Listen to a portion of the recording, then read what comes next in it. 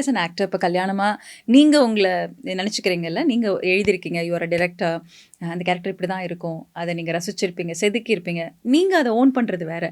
But எனக்கு என்னென்னா, இப்போ ஆப்வியஸ்லி சேத்தன் சார் மர்மதேசம்லேருந்து நம்ம பார்க்குறோம், வெட்டரன் ஆக்டர். இந்த பக்கம் கிருஷ்ணதயாள் சார், அவங்களும் ரொம்ப அழகாக பண்ணியிருந்தாங்க.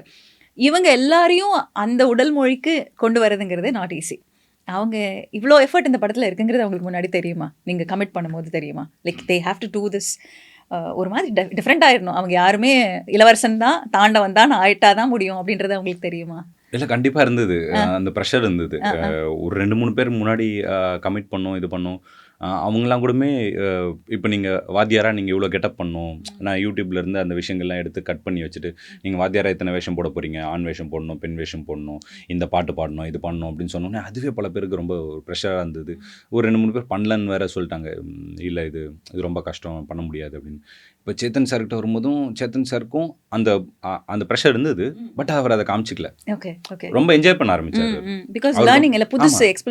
எக்ஸைட்டிங்காக இருந்தது.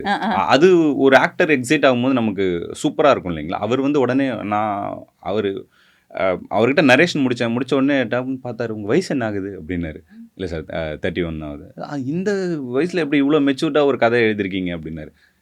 தோணுச்சு சார், எழுதிட்டேன் சார் அப்படின்னு.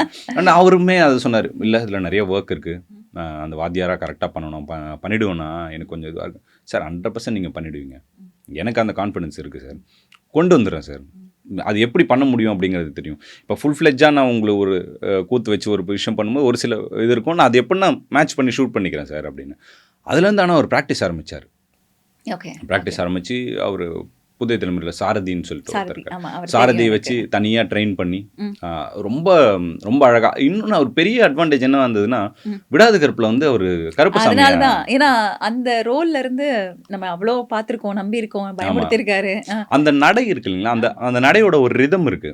அந்த ரிதம் நாங்களாம் ரொம்ப கஷ்டப்பட்டு பிடிச்சோம், இது பண்ணோம். அவருக்கு உடனே வந்துருச்சு, ஏன்னா அவர் கருப்பு சாமியாக பண்ணியிருக்காரு. இன்னொரு பெரிய அட்வான்டேஜ் என்னன்னா, பல பேருக்கு தெரியுமா தெரியல, இந்த சேத்தன் சார் பயங்கரமான சிங்கர், நல்லா பாடுவார், செம்மையா பாடுவார். அவருக்கு மியூசிக் தெரியும், மியூசிக் சென்ஸ் இருக்கு ஜாஸ்தி. ஆமா, ரொம்ப நல்லா மியூசிக் தெரியும், அவருக்கு ராகம் தெரியும், எல்லாமே தெரியும். அதனால இன்னும் ரொம்ப பெரிய அட்வான்டேஜா போயிருச்சு.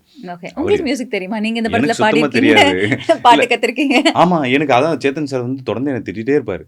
என்னை திட்டமாட்டார், ஐ மீன் சொல்லிகிட்டே இருப்பார், பாரி உங்களோட அந்த சாங் போர்ஷன் மட்டும் வேறு எதனா வச்சு டப்பிங் பண்ணிடலாம் சார். ஏன் சார், எனக்கும் ஒரு ஆசை இருக்காதா சார் பாடணும்னு? அதுக்காக கரெக்டாக பாடணும், மியூசிக்னா கரெக்டாக இருக்கணும். ராஜா சார் கூட ஸ்ட்ரிக்டா இருக்கு. ஆமாம், ராஜா சார் கூட அவ்வளோ ஸ்ட்ரிக்டாக இல்லை, இவர் தான் பயங்கர கடைசி வரைக்கும் சொல்லிட்டே இருந்தார், இல்லை பாரி அது கரெக்டாக போகணும்னு. ஏன்னா சொல்லும் போதே சொல்லிட்டு இருப்பார், என்ன நீங்கள் பாடுற மாதிரியா, அப்படிலாம் பாடக்கூடாது, ஒழுங்காக பாடணும்.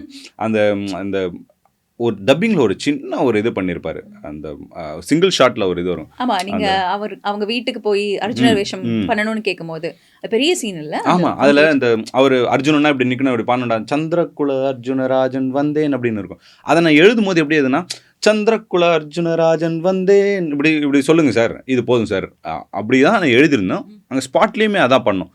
அவர் டப்பிங்கில் வரும்போது என்ன பண்ணார், இந்த லைன் வேற எங்கன்னா வருதா, வேறு யாருன்னா பாடியிருக்காங்களான்னு. இல்லை சார், ஒரு தெருக்கூத்து வாத்தியார் கிளைமேக்ஸ் அர்ஜுனன் சாங்கில் வரும் சார், சந்திரகுல அர்ஜுனராஜன் வந்தேன்னு சொல்லி பாடுவார் அப்படின்னு, அது போட்டு காட்டுங்க அப்படின்னு போட்டு காமிச்சோன்னே அந்த ராகத்தில் திரும்ப இதை பாடினார்.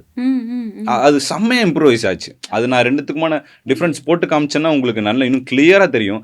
சொன்னோடனே சார் ஏன் சார் இப்படி பண்ணீங்க அப்படின்னு, நல்லா தானே இருக்குது, சூப்பராக இருக்குது சார், அதான் சார் பிரச்சனை, இப்போ அடுத்த சீனில் நான் இதே மாதிரி ராகத்தில் பாடணும், எனக்கு வராதே சார் அப்படின்னு. இப்போ எனக்கு என்ன வருதோ நான் அதை பாடிக்கிறேன் சார், உங்களை மாதிரி பாடணும்னு நினச்சா ப்ரெஷர் தான் அப்படின்னு. இப்போ அவர் தயால் சாருக்கும் இந்த பிரச்சனை இருந்தது, அவருக்கும் மியூசிக் பற்றி தெரியாது. அவர் சொல்லிட்டே இருந்தார், கவலையே படாதீங்க, நீங்கள் இப்போ போய் நோட் பண்ணி பாருங்க, ஒரு பாட்டு கூட அவர் பாடுற மாதிரி இருக்காது. ஓகே, அப்படியா? ஆமாம், மேட்ச் பண்ணி எடுத்துட்டீங்க? ஆமாம், மேட்ச் பண்ணி எடுத்துரும், எதுவுமே கிடையாது, நீங்கள் கவலையே படாதீங்க சார், உங்களுக்கு எந்த ப்ரெஷரும் இல்லை, அந்த மாதிரி பண்ணிக்கலாம் அப்படின்னு.